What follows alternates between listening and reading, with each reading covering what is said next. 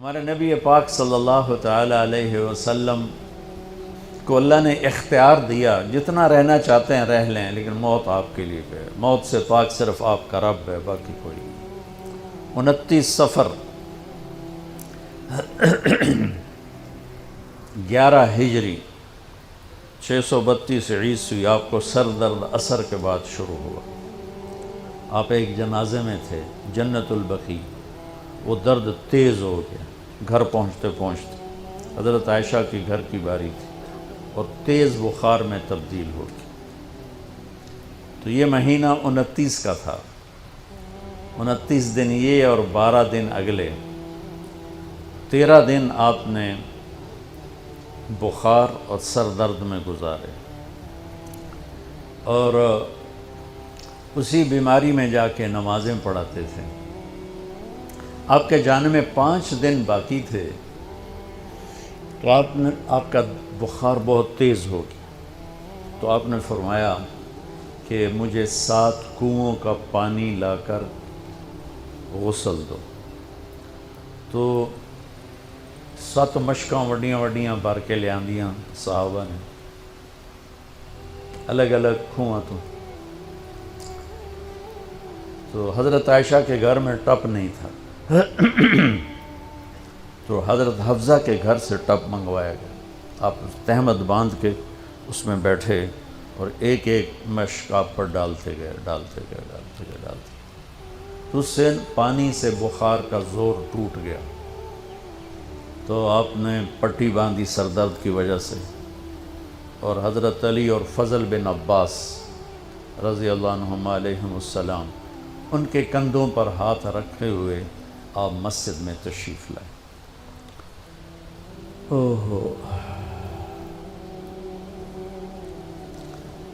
اور مسجد بھری ہوئی تھی۔ آپ نے ایک چھوٹا سا بیان دیا، وہ آپ کو سنانا چاہتا ہوں۔ آپ نے فرمایا، لوگوں، میں ایک زمانہ تم میں گزار کے جا رہا ہوں۔ میں نے کسی کا حق مارا ہو تو مجھ سے لے لو، کسی پہ زیادتی کی ہو تو بدلہ لے لو، کسی کو تھپڑ مارا ہو، سوٹی ماری ہو، بدلہ لے لو۔ قیامت کے دن میرے اوپر کوئی مقدمہ نہ کر دینا، میں اس دن کی پیشی کو برداشت نہیں کر سکتا۔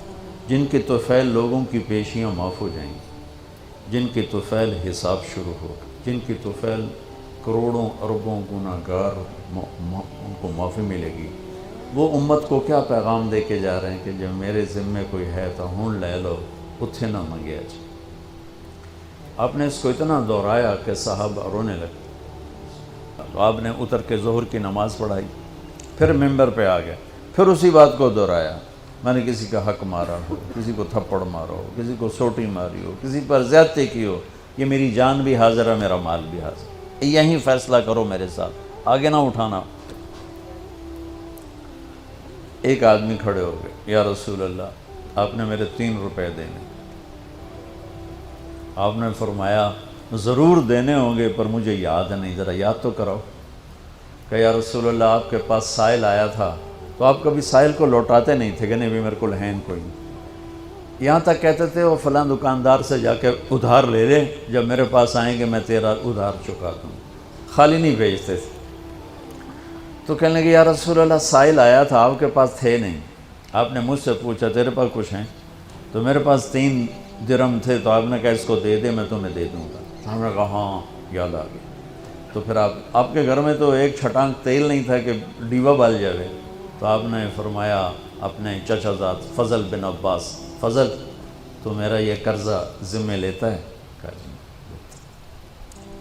تو ایک عجیب بات بتاؤں، آپ مقروض کا جنازہ نہیں پڑھاتے تھے، جس کے سر پہ قرضہ ہوتا تھا اس کا جنازہ نہیں پڑھاتے تھے۔ ساری زندگی خود قرضہ لیا، لیکن قرض لینے دینے میں انسان سے جو پھر بے اصولیاں ہوتی ہیں، اس میں جو نفرتیں پیدا ہوتی ہیں۔ اب دیکھتے نہیں ہو یہ فیصل آباد کے بازاروں میں روزانہ تاجر کیسے گریبان پکڑ کے ماں بہن کی گالیاں دے رہے ہوتے ہیں۔ میں ان تاجروں سے کہتا ہوں، یا ادھار دینا بند کرو یا گالیاں دینا بند کرو۔ کیوں کسی کی بیٹی کی عزت کو اچھالتے ہو؟ لاکھ 2 لاکھ کے پیچھے نہ کسی کی ماں چھوڑتے ہو نہ بہن چھوڑتے ہو. بھائی وہ حقوق کا معاملہ بہت سخت، بہت سخت. تو میرے نبی جیسی پاک ہستی حقوق کے بارے میں کہہ رہے ہیں بھائی جو کوئی بدلہ لینا جائے اتھے ہی لے لو. تو صحابہ حاضر خدمت ہوئے، یا رسول اللہ لگتا ہے جانے کا وقت قریب ہے. تو آپ رونے لگے. آپ نے کہا میں تمہیں اللہ کے سپرد کرتا ہوں، اللہ تمہارا ساتھی اور حامی اور ناصر ہو. جمعرات کا دن عشاء کی نماز آپ پڑھانے کے لیے اٹھے اور غش آیا اور دوبارہ لیٹ گئے. تو پھر تھوڑی دیر کے بعد آپ کو دوبارہ ہوش آیا تو آپ نے فرمایا عشاء کی نماز ہو گئی ہے؟ کہا جی نہیں، آپ کا انتظار ہے.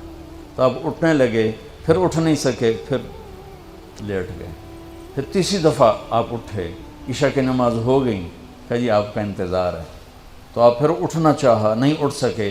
تو آپ نے فرمایا ابو بکر سے کہو عشاء کی نماز پڑھائے. تو ابو بکر ذرا پیچھے کھڑے تھے، عمر آگے کھڑے تھے. تو لوگوں نے کہا نماز ہی پڑھاونی، کوئی پڑھا دے. تو انہوں نے عمر کو آگے کر دیا، وہ پہلی صف میں کھڑے تھے.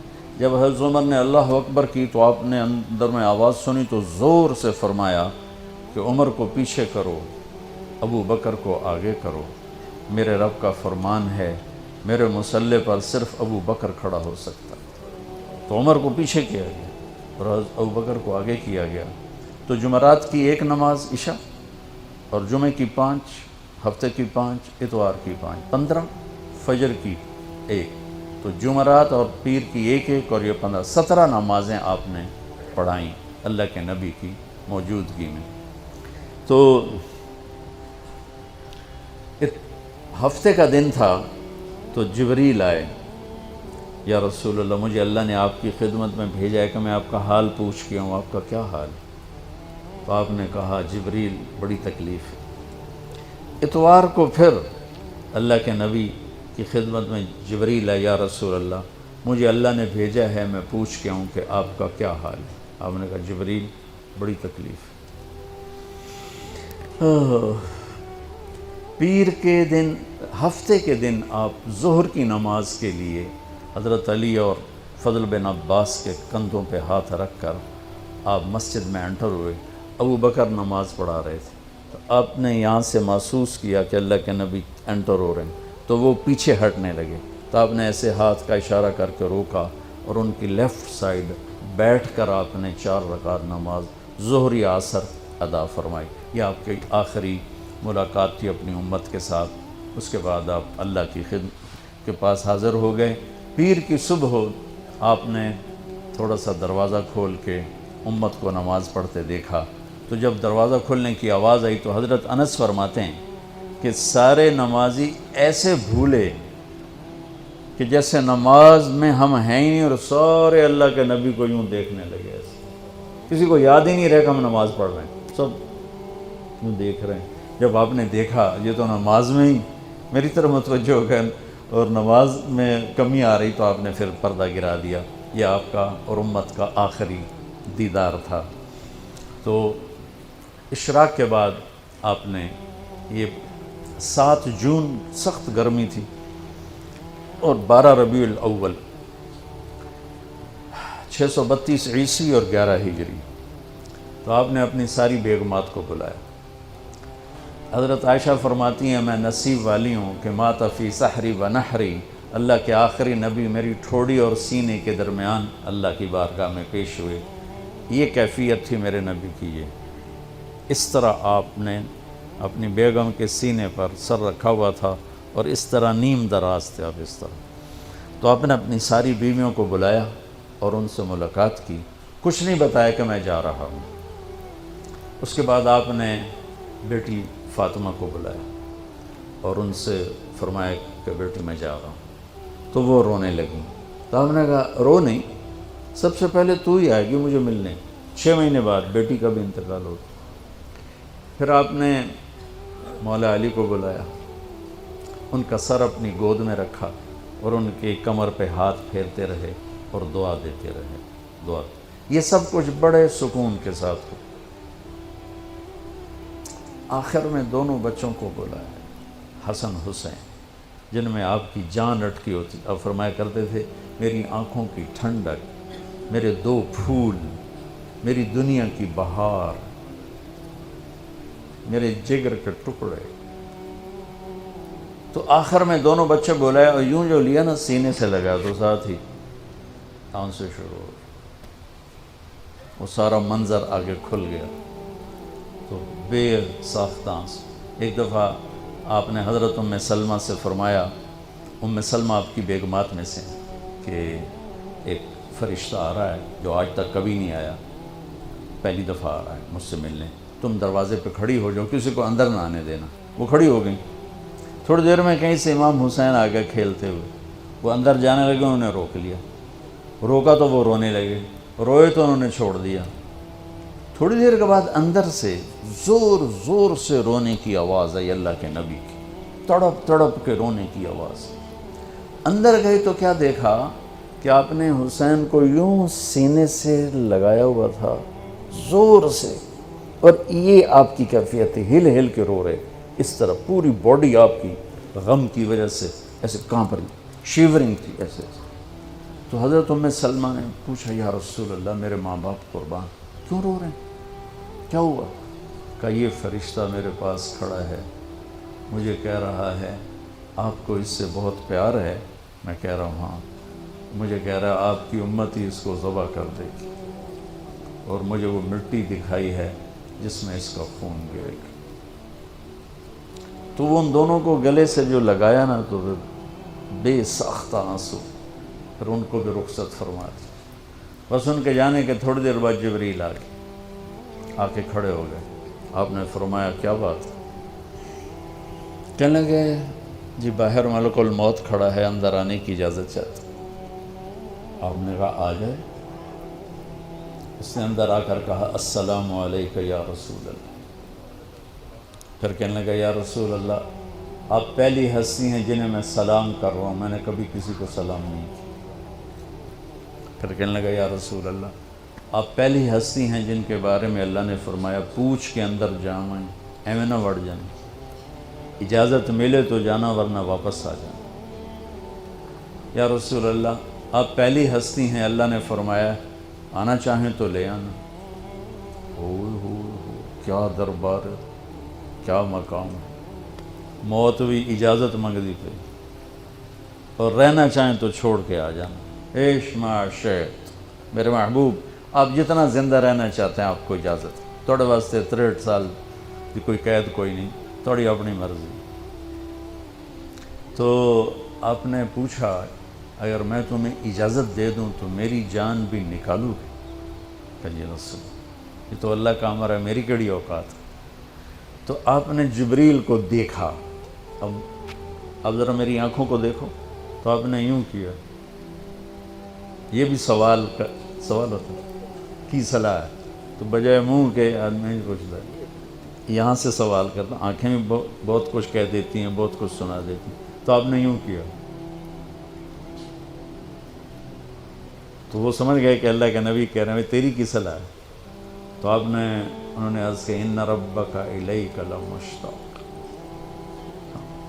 یا رسول اللہ آپ کی ملاقات کے شوق میں بیٹھے، بڑے شوق میں ہیں اللہ آپ کی ملاقات. بھائیو مانگا کرو یا اللہ وہ موت دے کہ تو ہماری ملاقات کے شوق میں ہمیں مردود نہ کر دے، بلکہ ہمارے لیے اپنی رضا کے دروازے کھول دے. اب سنو ایک بات. آپ نے فرمایا جبریل واپس جاؤ، اللہ سے پوچھ کے آؤ میرے بعد میری امت کے ساتھ کیا کریں. حسن حسین کو دیکھ لیا ہے کیا ہونے والا ہے، ان کے لیے کچھ بھی نہیں مانگا. ان کو قربانی بنا دیا، اپنی اولاد کو قربانی بنا دیا، ان کو ذبح ہونے کے لیے چھوڑ دیا.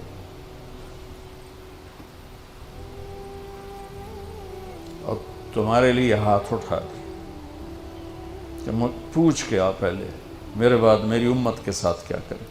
سن لو میری بات، میرے رب کی قسم، عزت و جلال کی بریائی کی قسم، اگر میرے نبی یہ بات نہ اٹھاتے تو آج ہم باندر اور خنزیر اور کتے ہوتے، انسان کوئی نہ ہوتے.